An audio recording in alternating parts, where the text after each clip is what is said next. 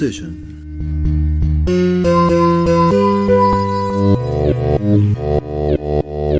Most people seem to believe that our present political and economic system will not continue for much longer.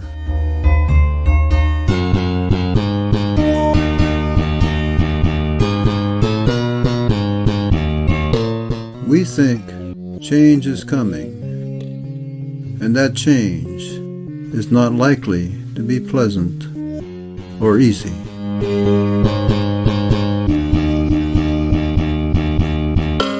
So how can we minimize the difficulties that people will face during the coming change? And how can we manage the coming change so that the most people are better off after the change?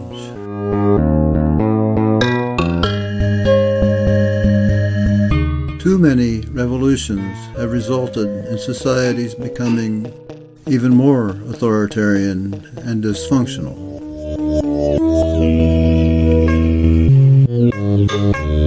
Authoritarian revolutions install authoritarian governments.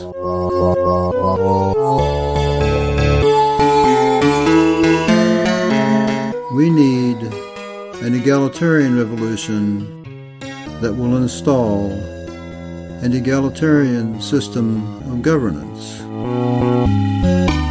where governance actually uses nonviolent, honest, and effective methods to perform the functions that our violent and dishonest governments now claim to be performing.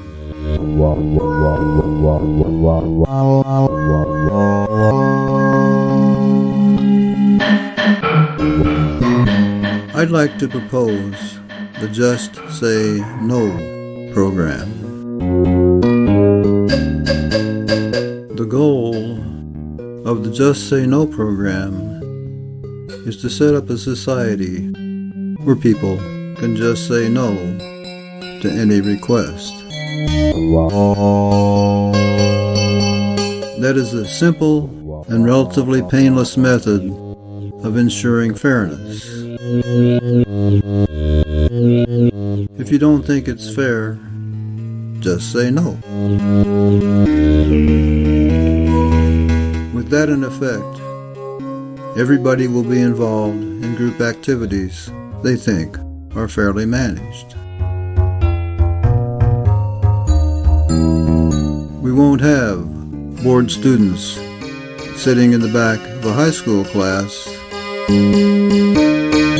We will have energetic and enthusiastic young people doing things that they feel are fair and productive. In a fair system, if you don't want to pay taxes to the government, you don't have to pay taxes to the government. If the government doesn't want to provide you with governmental services, the government doesn't have to provide you with governmental services. Actually, we already have the second part of that program. We just need to implement the first part. We need to make it accepted practice to just say no if you don't want to participate in some group effort.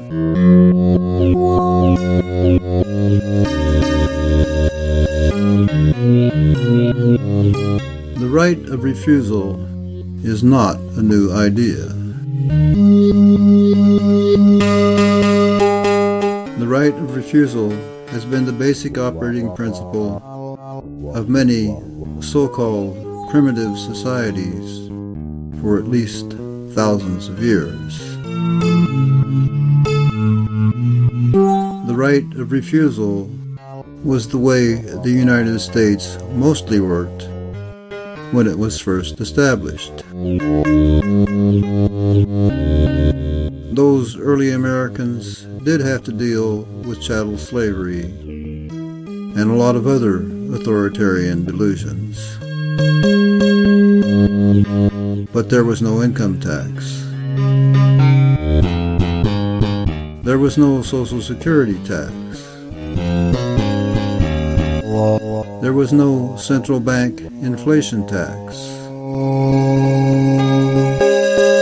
Doctors and lawyers did not have to have a license to practice, and therefore they were able to charge reasonable fees. There was no DMV, no FBI, no NSA, and no need for acronyms to keep track of government crimes.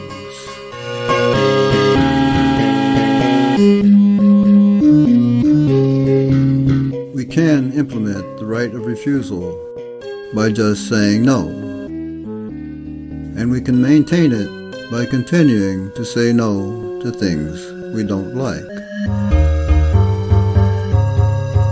The ends of the Just Say No program and the means of the Just Say No program are totally logically consistent, since they are one and the same. We do not have to implement a dictatorship of the proletariat so that government will eventually wither away, as the communists promise. We can just start the withering away process today. We do not have to wait until we die to get justice, as many religions would have us believe. We do not have to create authoritarian unions to fight the authoritarian government. We can use egalitarian means to establish a society where the size and power of organizations similar to present-day governments are constrained by market forces. Just as the size and power of the auto industry or the airline industry are constrained by market forces, at least to the degree that market forces are allowed to work.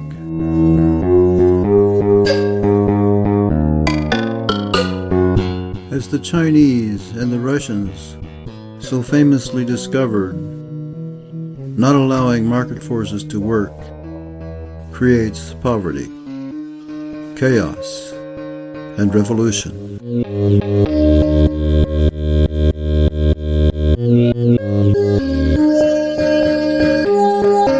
The Just Say No program does not require massive demonstrations. It just requires a lot of people to say no to things they don't like. But wait, people always say no to the things they don't like. So why haven't we straightened out this mess already?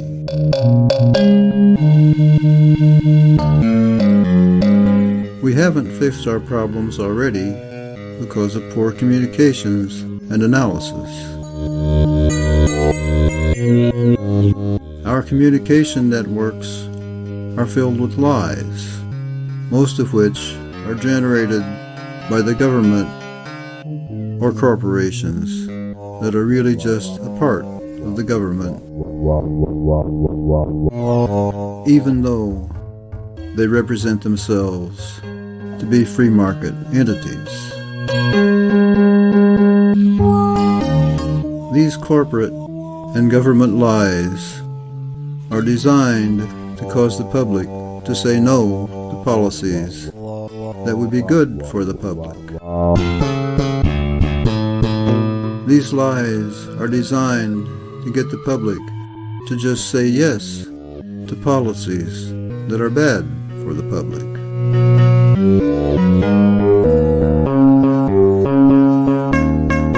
The dance between a government and its citizens is very much like a bullfight.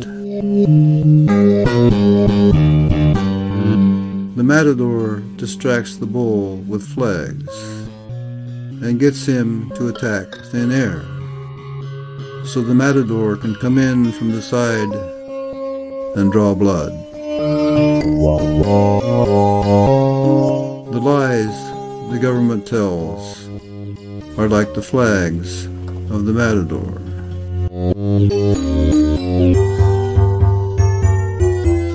Fortunately, we now have a brand new lie detector called the Internet. Analysis that was formerly available to just the 1% is now available to the general public. New forms of analysis that were formerly not available to anyone are now available to the general public.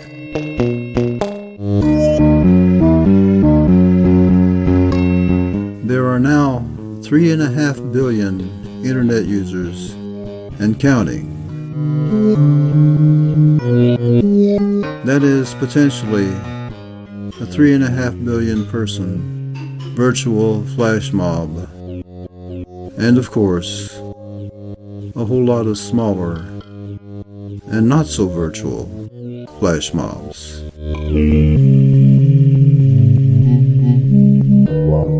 The skills, wealth, and logistical support that can be mobilized by the planetary flash mob totally dwarf the resources of the establishment.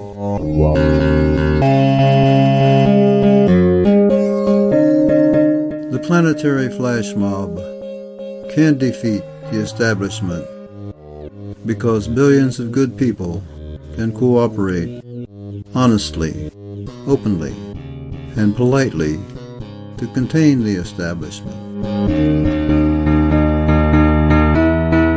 The establishment cannot cooperate honestly, openly, and politely because the establishment is deceitful, secretive, rude, and violent.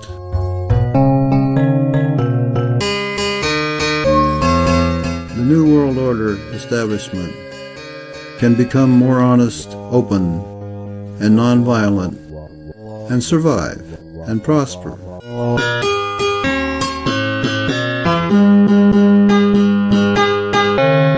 Or it can double down on deceit, violence, and authoritarian control, and earn a place in the dustbin of history right next to the fascists and the communists.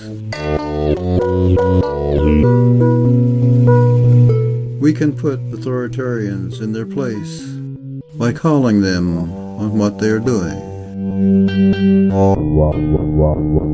Don't call it taxation. Call it what it really is: armed robbery. Don't call it incarceration. Call it what it really is: kidnapping, torture, and slavery. Don't call it education. Call it fraud and propaganda. Don't call it the central bank. Call it the central counterfeiting operation. And remember, freedom works. Slavery sucks.